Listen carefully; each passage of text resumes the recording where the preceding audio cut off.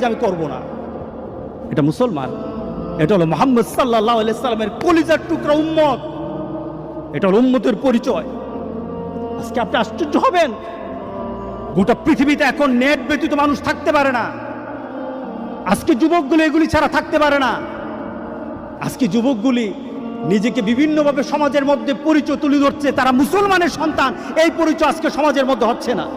আল্লাহ সুবহানাহু ওয়া তাআলা আমাদেরকে বলছেন, ইন্না নাহনু নুহয়িল মাউতা ওয়া নাকতুবু মা কদ্দামু, আমি তো মৃতদেরকে জীবিত করি।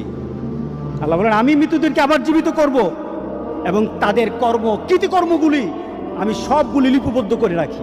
ওয়া কুল্লা শাইইন আহসাইনাহু ফি ইমামিন মুবিন, আর প্রত্যেকটি সংরক্ষিত আছে, প্রত্যেকটি জিনিস সংরক্ষিত আছে তোমার জীবনের, প্রত্যেকটি জিনিস সংরক্ষিত আছে। যুবক, তোমার জীবনটা যদি তোমার